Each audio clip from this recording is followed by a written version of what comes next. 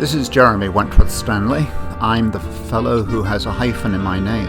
The hyphen is silent, but I am anything but that.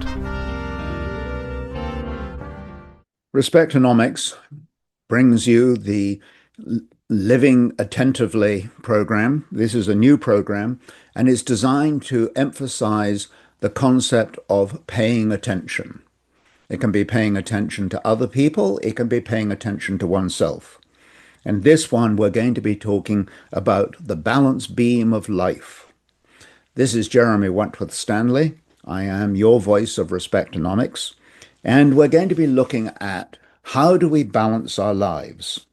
Because we live in a world where the distractions and the pull-aways are significant. And if you think of it, we think of balance as being something that is important. We can prove it, really. If you look at a boat that is out of balance, it can't carry very much. But if you increase or restore the balance of the boat, it can increase the capacity significantly. So we can carry a lot as individuals, providing we are in balance. If you're not sure about the navigational concept, the nautical concept of a boat being out of balance, how about when something, when something is out of balance in your car? The classic is when the snow or the ice is built up in one of the wheels and you get this awful sound of the wheels being out of balance. It's uncomfortable. It restricts your speed. It may even restrict your steering capacity. At all events, being out of balance isn't really much fun. We need to look at balance from 3 points of view: the body and the mind, and what we refer to, Respectonomics refers to as the spirit, but that is the inner being, that inner strength, the inner character, the inner soul of each and every human being. Let's take a look at the body first, and that is that for a body to be in balance, we need to pay attention, living attentively. We pay attention to the body, and we think in terms of food, we think in terms of water, sleep, and exercise. I think most of us can say, well, I've got some other things to think about in balancing my body, and that's fine. But the point of the matter is looking at our bodies attentively. Then there's the issue of the mind, and the mind needs to be in balance. We live in a world where the mind can be drawn away into all kinds of orbits of frustration and anxiety and all kinds of things. So developing the mind in a way where it's being progressive and where it's being enhancing our life is important. And one of the techniques is to spend 30 minutes a day on non-fiction, reading non-fiction. If you read non-fiction, so you might read the history of the American Revolution, whatever it might be, but when you read something that is non-fiction, that in itself is grounding, and it helps us to identify issues that are around us even today. Non-fiction is helpful. We live in a world of great fiction, so being deliberately non-fictional is a good antidote to all of those influences in the world. I'm going to add one more thing too, and having a good giggle, having a humor, having laugh is also very helpful. It was, I believe, John Cleese of Monty Python fame who said that there are some things that are serious, they can be laughed at. There are some things that are serious, solemn, they cannot be laughed at. So we need to make that distinction.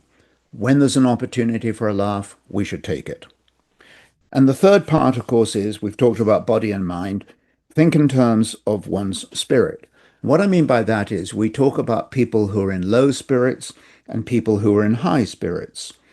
And we get kind of confused or even embarrassed to talk about this issue of the human spirit. However, do we not see when there's been a catastrophe, we see people racing in to help, and we talk about the human spirit. So it's a word that we can use quite easily, but when it comes to us as individuals, we tend to shy away from it. I'd like to emphasize that we are, in fact, as human beings, we are spiritual beings. There's a statistic to support that. 92% of people have spiritual thoughts.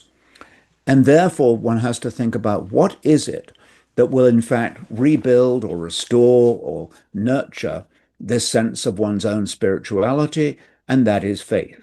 And a faith can be in many different directions. It can be the faith in family, it can be the faith of nature, it can be the faith in a theological sense. But whatever one's choice of faith is, and of course it is a choice and it's a freedom of choice, that when we experience that ability to look at faith as a way of nurturing our inner being, then we have a far better chance of keeping our body and keeping our lives in balance.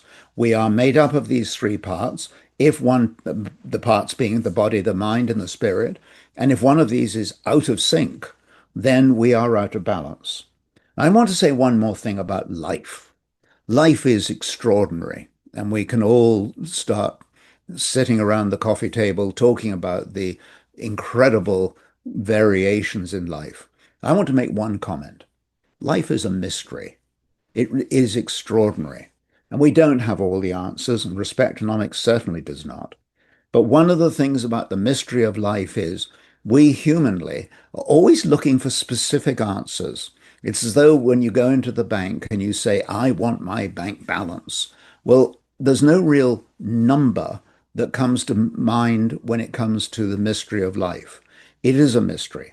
And the more we understand the mystery of life, the greater the opportunity to embrace the body, the mind, and the spirit as ways of navigating into the mystery.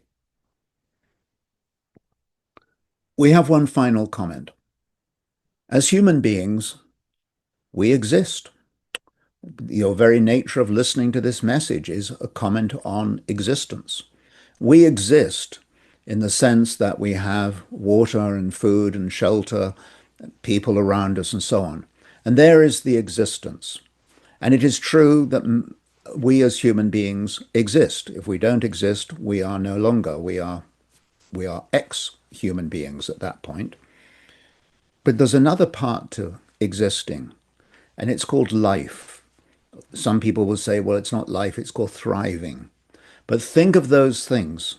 When we talk about the balance of life, think in terms of the balance between existence and life. It's like a railway track. You can have existence on the one hand, but you need to have the life because that's what produces the excitement, the prosperity, the sense of hopefulness. It brings out the very best of us when we move from pure existence into the concept of life or thriving. This concept of balance is extraordinarily personal, but I can tell you one thing. When you're standing and you're going from your left foot to your right foot and your right foot to your left foot, you're in a state of balance. We deal with balance all the time. We balance our lives, we balance a cup of coffee, we balance. So this is a reminder, a living attentively to listening to one's body to find out how we can bring it into a state of balance. This is Jeremy Wentworth-Stanley, your voice of Respectonomics, and I rest my case.